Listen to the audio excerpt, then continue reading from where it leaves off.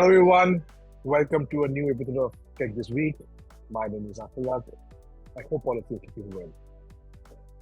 So, couple of weeks back, we done an episode on why India's IT industry, needs to shift gears from, focusing its energies on the service sector and also focus on product development, right? So in today's episode, we're going to talk about tech capabilities of India, but take a fresh perspective, which will, I believe, give a new dimension to what we're seeing, right? But before I delve into the story, I'll give you a little bit of background as to why I chose this story. Recently, a news caught my attention. So Amazon, made headlines with foray into India's quick commerce space. An area which is dominated by players like Swiggy and Zomato. You know what quick commerce is, right? Where you want to buy something, and through these service delivery options, you get stuff delivered at home within 10-12 minutes, flat out, right? So in fact, if you notice, these are all domestic companies that have not just survived but thrived, right?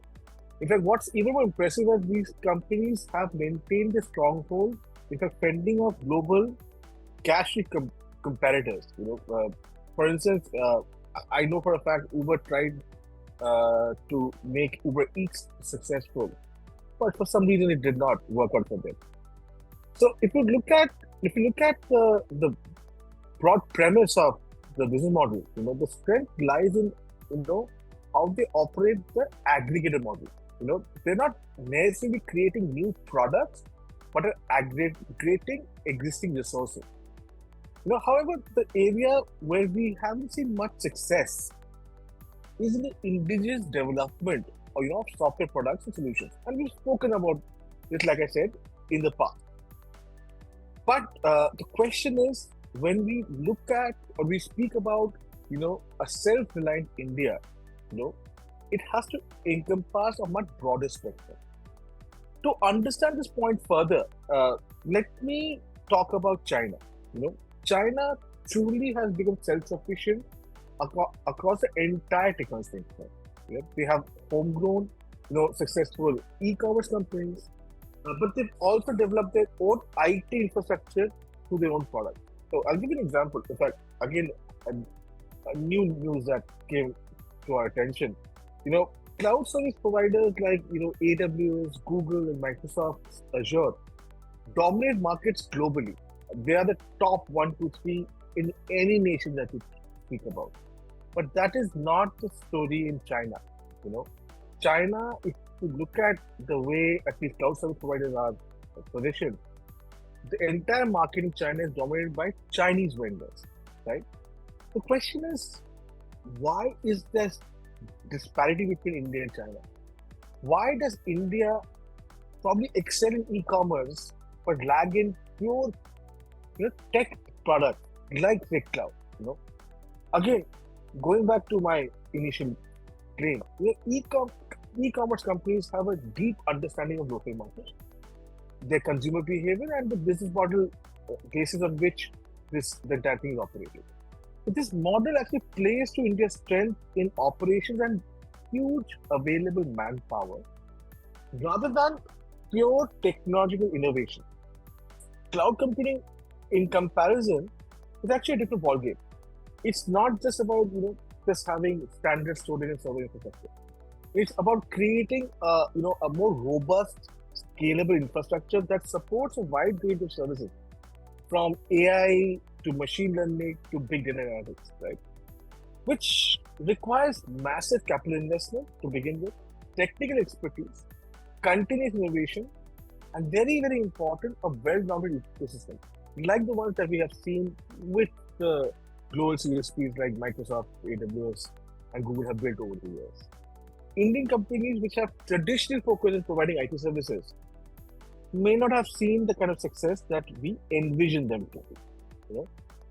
A very important aspect, since we're speaking about cloud or digital infrastructure, is the role of government and policy support.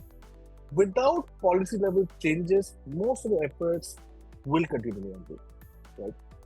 And I'll make you explain this a little more further as to why I am emphasizing on this. You know, if you see across the globe, nationalism is on the rise, and every country prioritizing its own interest. There's always a risk about being reliant on some other nation. What if tomorrow, for instance, India and another nation experiences deteriorating relationships and rising tensions? What if the concerned government, directs its tech giants to stop doing business in India? You know, as a budding economy, we could collapse in no time. We have become so over dependent on these tech firms for technology needs. So the very foundation of digital infrastructure we boast about could be shaken. Therefore, to overcome this over dependence, a policy level change is necessary. And the government has a critical role to play. Again, going back to China's example, China's cloud giants didn't rise to the top by accident. They had significant backing from the government, from financial subsidies to favorable regulations and policies. In fact, so much so the Chinese government's restrictions on foreign competitors also gave their local companies room to grow and innovate without facing direct competition from global giants. But then that's China. India may not necessarily only operate like that. But as a result, companies like Alibaba Cloud and Tencent Cloud have a tight grip on the home turf. And China's dependency on foreign companies for technology is almost zero, right? So that brings us back to a very, very important point. What is the fresh perspective that we want to talk about, right? Here it is. When we talk about Make in India, manufacturing is often the first thing that comes to your mind, right? But how many of us consider digital infrastructure, which is equally important? Self-sufficiency in manufacturing is critical. In fact, China's manufacturing supremacy is a testament to that. But if you think about it, most businesses today, are going digital, right? And gaining an upper hand in digital infrastructure is of paramount importance. The investments that we make today towards building a digital infrastructure will have a far-reaching impact on our overall success in the long run. Therefore, I think we should envision Make in India as a two-pronged approach. One that fosters self-reliance to investments in manufacturing, and the second one that we are speaking on this particular episode is the conscious investment in building our own digital infrastructure. So given India's already established digital capabilities, thanks to its IT services growth, this second approach gives us the necessary head start in achieving Make in India objective more holistic.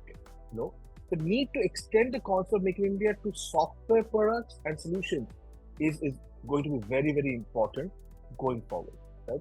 Moreover, there's another dimension to it. We have all been speaking about, India touching that $5 trillion economy by 2025. And to achieve that, digital economy is where we play a significant role. There's a need for India to pull the right strings as far as investments go. Your investments or resources available is finite. It's not infinite. So therefore, the country needs to prioritize on what to invest on, how to invest in, and how and where all to invest in.